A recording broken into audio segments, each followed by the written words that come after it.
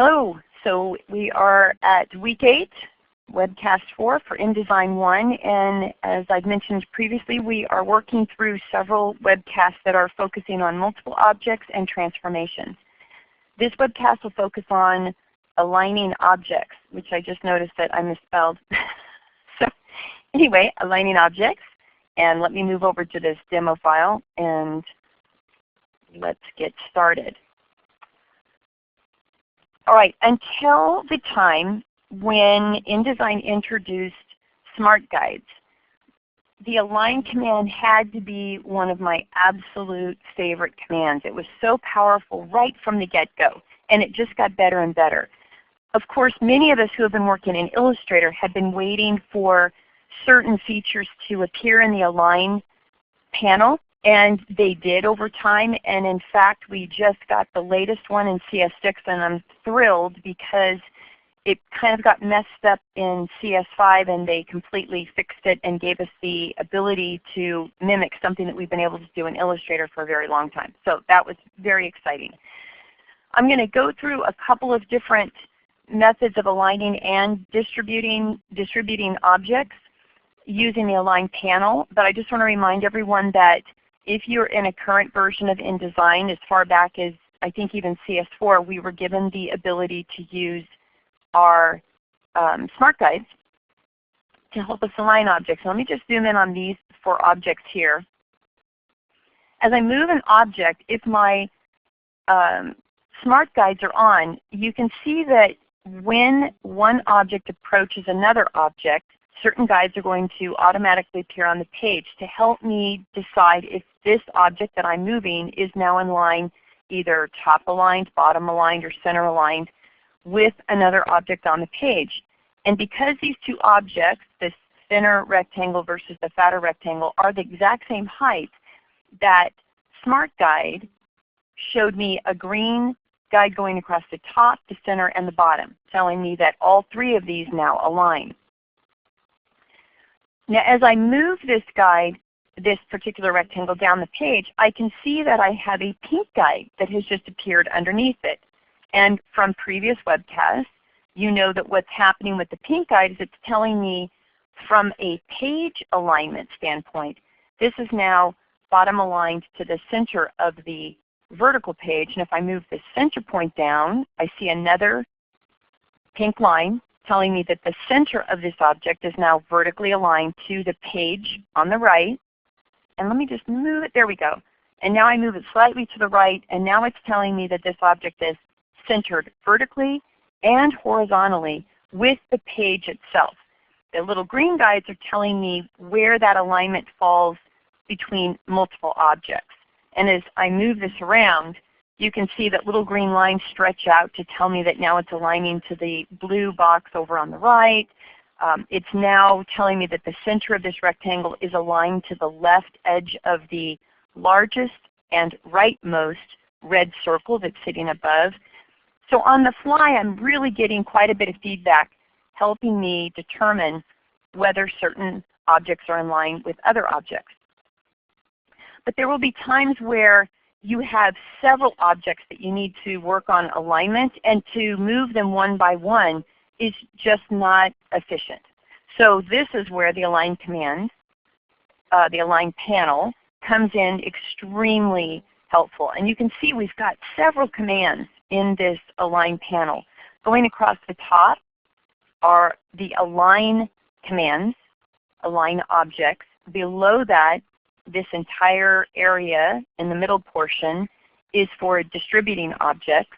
And then down at the very bottom, though we've had this for quite a while, it is one of the newer features. This allows you to distribute using spacing. And as I get into the distribute commands, I think it's going to make a lot more sense why we need this little panel down here at the bottom. All right. First off, let's just talk about some of the alignment commands. I'm going to grab these stars down here at the bottom, and let me zoom in just a little bit here. Let's just quickly go through these different align object commands. So the first icon, if you hover over the top of it, you should get a tooltip. And as with previous webcasts, sometimes CCC Confer lets me see my tooltips, and other times they are non-existent. Right now on my system and on my second monitor, they are non-existent. So you'll have to trust me unless you're doing this with me. So the first one shows two objects with a vertical line on the left.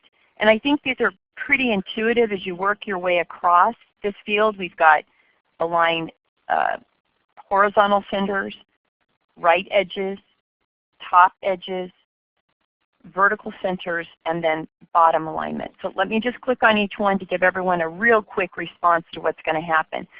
So I'm going to align all these stars to the left, which in fact is what it did. Center. I am pressing Control-Z or Command-Z on the Mac for each one of these instances so that we can get the stars back to the way they were, so everybody gets a fresh view of what this command will do. Moving to the third icon, Align Right. And one of the things that I want you to notice here, because we just assume this for the most part, is that when it says align to the left or align to the right, it's choosing the leftmost object to align to the left, and then it's choosing the rightmost object to align to the right. And what about the center? How is it figuring out how to align these to the center? Well, it's taking the distance covered from the leftmost object to the rightmost object, and it's saying, all right, within that distance, I'm choosing a center point, and that's where I'm going to align all of these stars. So when I click on center, you can see that it pretty much just split the distance between the leftmost and the rightmost objects. The exact same thing is going to happen in a vertical space. So again, I'm going to look at the top of that orange star. That's going to be the place that by default it's going to align to the top. Vertical centers, it's going to split that difference. And then bottommost objects, notice that all of these stars aligned with the green star because it was the one that was sitting to the lowest position in this selection. And why is it even using this selection to figure out how to align objects? Again, we will probably just assume that that's the case because that's how it works in most programs. It doesn't really matter what the program is. If it has any type of graphic capability and alignment capability, our expectations are that it's going to take the selection and use the pieces in it to determine how to align things top, left, right, and bottom. But we also have an Align To option, which shows that we have several different areas that we could align an object to. Currently, the default is that it's going to align, whatever command I choose, it's going to align within the boundaries of this selection because it says Align To Selection. We'll talk about the key object in just a moment, but let's move on to some of these others real quickly.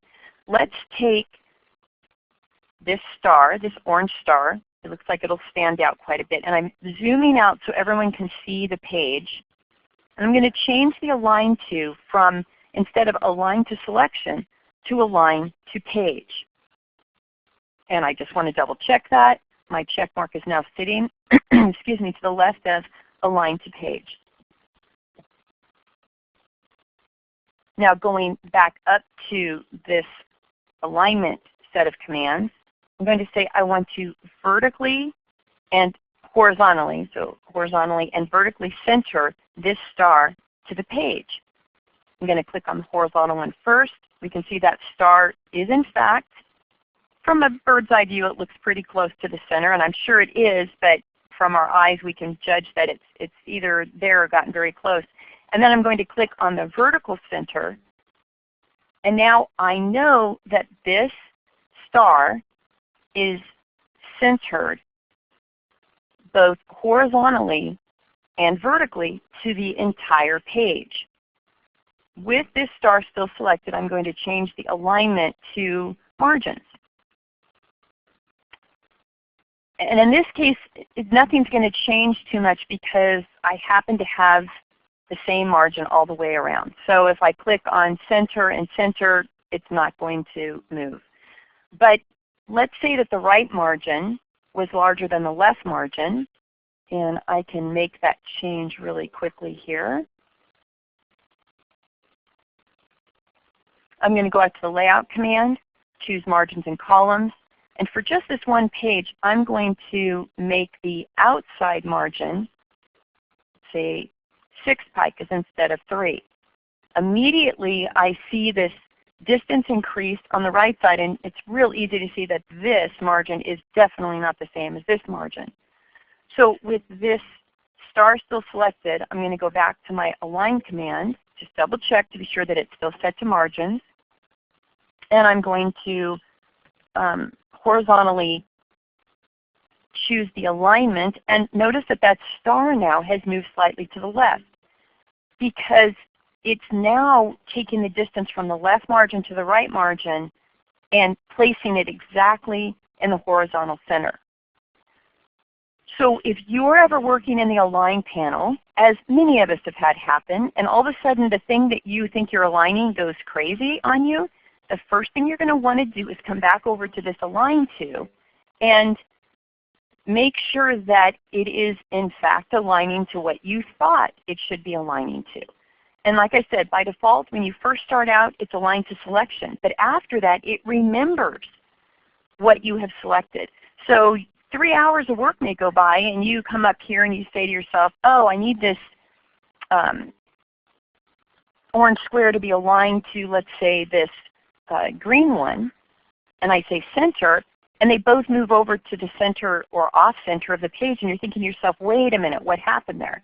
Well, the last setting you had was aligned to margins. So thank goodness we have the undo command, because now I can just undo that. I'm also going to undo the position of that orange star. And I'm going to change this back to align to selection. Okay, let's talk about distribution now. Distribution is a very popular thing that we want to do. We have multiple objects and we say to ourselves, oh, I really want these objects to be spaced evenly across. And that's what I'd like to do with this set of ovals. And I want to show you why some of the distribution commands are not going to give you the result you think you're going to get.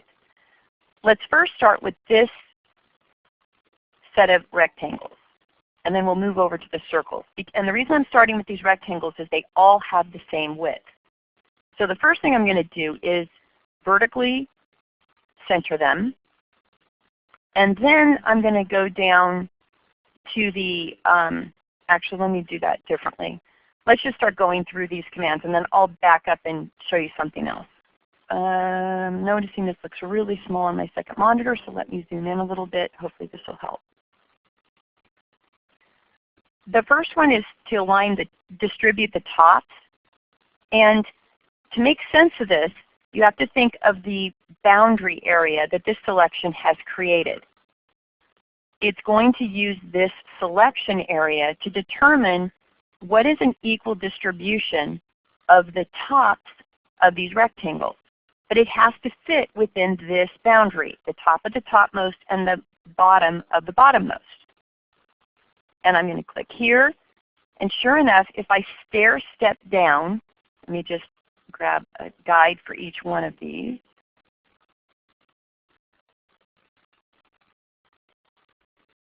Okay, we can see that these definitely are, the tops of these are stair stepped in even distances progressing from the top to the bottom. I'm going to undo that. Oh, let me back up for just a second here. And now let's distribute their centers. We get a very similar pattern, and the reason we're getting a duplicate of functionality is because the heights of these boxes are all the same. Let's try the next one, which is the bottoms. Again, we get a very similar effect. These are our left sides. And we can see now we have 1, 2, 3, 4. what may not be making sense right now is that they still look like a blob of a mess, and that's because we have distributed them, but before we did that, there was no sense of alignment to these objects. Let me go to the next one, which is to distribute their centers. And then one last one, distribute the right edges. Let's go back now, align their tops, and let me pull some of these out just a little bit so that we have some uneven space between them. And basically just getting the alignment set up. So at this point, these objects, though they are aligned top, bottom, they definitely do not have an even amount of space between them. So I'm going to select them, and let's just choose the distribute vertical spacing. And they all moved over, and I know for a fact now that each one of these spaces is equal. Let me do that again, but let me make it a little more obvious that these are definitely off. I hope you guys picked up on that. As I drag to the right, we can see my smart guides kicking in. Right there, it's telling me that the space now between the green and the red is the same as the red and the orange. And as I move this to the right, it'll snap at some point and tell me that the distance on the left of the green rectangle is the same as the distance on the right of the green. But I want all of these to be the same. Again, I'll click on the distribute, and I get this really nice clean spacing. Of course, the only movement it can make is between the leftmost and the rightmost boundary. It's not going to include the page or the margins or anything else because my align to is still set to selection. I feel like this example makes us think that the distribute command is going to give us what we need each time. But this is actually a fallacy because in this case, the only reason this is working the way we had hoped it would is because the widths of these objects are all the same. I'm going to move down to the set of objects that I created here, and I'm going to first vertically align them.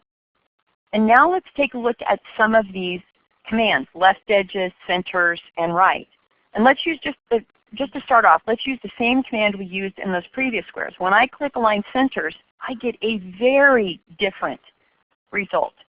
And the reason I'm getting this different result is because InDesign has been told that it is supposed to distribute the centers. Well, that's exactly what it did.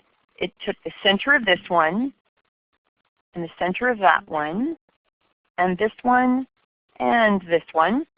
And look at the stair steps. They are completely even. But from a design element, these things are not distributed at all the way I would like them to have been because they're not horizontally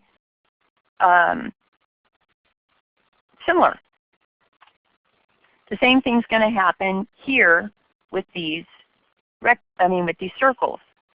I go ahead and say, okay, I want you to distribute. Let me just align the tops real quick, bring this down, and then say distribute centers. And the fat ones, or the fatter ones, are actually starting to touch and overlap where the smaller ones have a much greater distance between them because we're aligning from center to center to center to center. And if I undo that and choose right edge, I'm still getting this kind of unpredictable look here. I mean, it is predictable, but visually it's just not appealing. All right, so that brings me to my next point. This is when often what we want to do is we want to distribute using spacing. And I actually tend to not use this. I tend to use this one down here at the bottom. What I'd like to do is have these circles distributed so that each one, regardless of its width, has the exact same amount of space in between them. So I'm going to first vertically center them, and then let me move some of these over so we definitely see a difference here. Now I'm going to go down to the bottom portion of my align command and choose distribute using spacing. And then I can dictate how much space do I want between each of these objects. And maybe 1p6 might be a good one. And it's probably going to push this out over the top of the rectangles, but that's okay. Once I've put in the amount of space I want to see between each one of these objects, I need to choose whether that's going to happen horizontally or vertically. And I really like to change the space between them horizontally. So I'm going to click on this icon, and now all of them, regardless of their width, have 1.5 picas between them. This is really close to a little over 1/4 inch. Let's undo that. And let's try now the vertical one. And you can see that it has now stair-stepped these so that if I measure the distance between the bottom of this circle and the top of this, and then I move down to this one and to this one. Oops, got to change that a little bit here. There we go. Oops, wrong way, wrong way. Sorry about that. There we go. We can see that each of these distances are exactly the same. Let me pull that back out. All right. And we have another really interesting tool, which I believe we got this in CS5, and it's called Live Distribute. If you have a set of objects that already have the same distance between them, so let me change this to something like P6. Okay, so I've just distributed the spacing between these to be exactly 1/2 pica, and move this down here. But now I've decided, oh, I really would have liked that spacing to increase just slightly, and I'd like to do it visually. I don't know what that number is going to be. Live Distribute will let me grab the right edge of the selection and drag the distance between the distance between each of these objects. Now don't forget, you need a keyboard equivalent to go along with this drag, because if you don't, we all know what's going to happen, right? It's going to stretch out each of the objects proportionally within the selection, which is what we talked about in a previous webcast. So I'm going to undo that. But this time, as I start to drag, I'm going to hold down my space bar right after my mouse button goes down. And as I drag, look at what's going on. The objects are keeping their exact same size and proportion, but the space is increasing or decreasing between them. Now if I grab these objects here, these rectangles, let's see what happens. And the reason we need to put our mouse button down when you guys try this at home is because the space bar turns the selection tool into the hand tool. Remember that from one of our beginning webcasts? This is how I can move this page around. I'm trying to do this slowly so you guys can see this refresh in the second monitor here. So I'm going to press my mouse down, hold the space bar, and sure enough, it is working, but it's not making the spaces even, but it is increasing the space proportionally. And there may be times where that's exactly the effect you're looking for. You have several objects that have a different set of spacing distances between them, and you just say, I want to increase this just slightly because this element, the spread from this element to the right side of this element has to be, let's say, this far. Oops, and I just used my Shift key instead of my space bar. There we go. So that's called Live Distribute. You are going to need that space bar. Okay? All right, the brand new thing, new feature we have in CS6 has been a long time coming, and we are thrilled with this, absolutely thrilled. And that is that we now can assign a key object. So to do this effectively, let's use these stars here. Let's first distribute the spacing between these. There we go. And let me zoom out a little bit, and I will shrink these proportionally. There we go. And then we'll zoom in. All right. From what we just mentioned, if I select these, 6 stars here, and I say I want to align to the top, the expectation is that it will take the topmost object and align everything to that top star. And as we just went over, if I click on the Align Bottom, it will choose the bottommost object and align. But what if I wanted all of these stars to align to this yellow star? Well, how am I going to do that? I would probably have to put these other items down below so that the yellow star would be the topmost item that I could align to the top. But that's a lot of work, and that's not how we want to do this. So I'm going to select these, and once the selection has been made, and I hope this is coming out on your screen, you can see that each star here is selected. It has a little blue trail going around it with little resize handles, and then everyone should see the bounding box, the selection box, indicating that all of these have been selected. This only works with first a selection, and then you make a second click on the object you want to turn into a key object. This comes directly from Illustrator. Any of you who are taking Illustrator or have taken Illustrator, you know about this feature, and they're calling it the same thing in InDesign, thank goodness, because it's really a drag when they change the names of things when they go across the applications. And I'm going to click once on that yellow star. Notice that its outer edge has become this thick blue edge. Now why is it blue? It is blue because these objects are on a layer whose color indicator is blue. But if you had it on a layer that was its indicators were red, it would turn into a red, thick, bounding edge. And the important part of this is that one of the items, whichever one you click on to make the key object, is going to have this thick edge telling you, okay, you have selected this as the key object. And now when you align to the top, the 3 stars on the left moved up, and the 2 stars on the right moved down. How cool is that? This is such an awesome feature. I can't tell you the times we've had to work around this to get this back.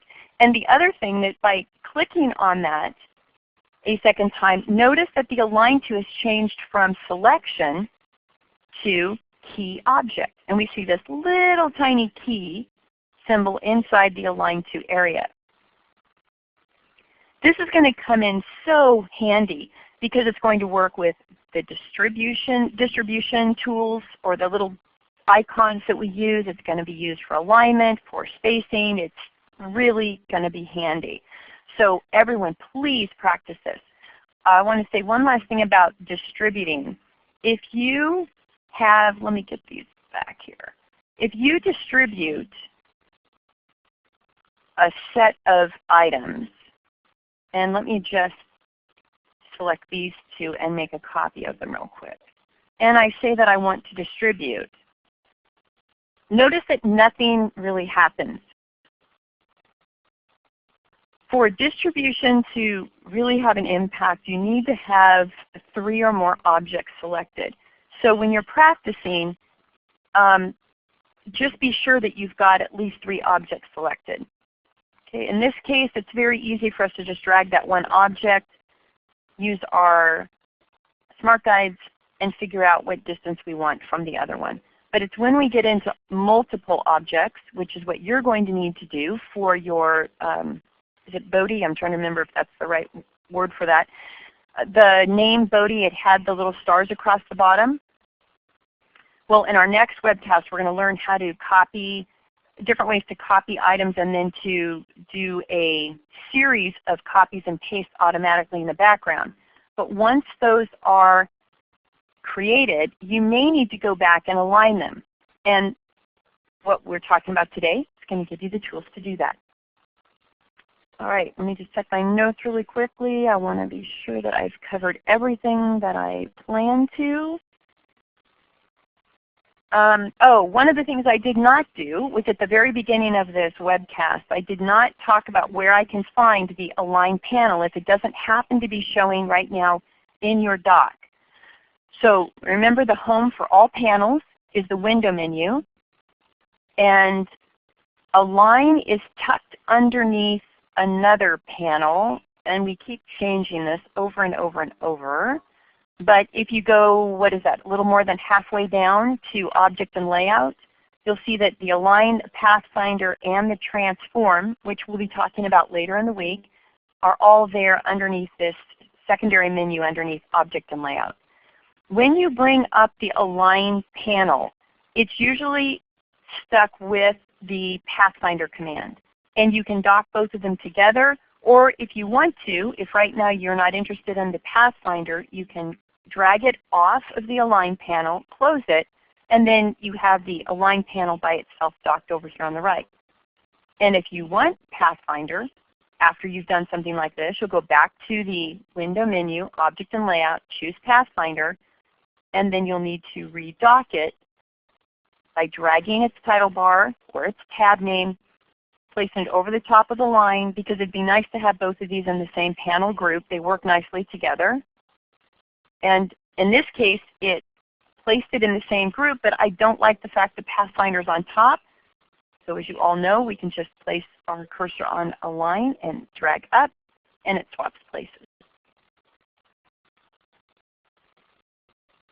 Okay, until the next webcast, which will be copying objects, signing off.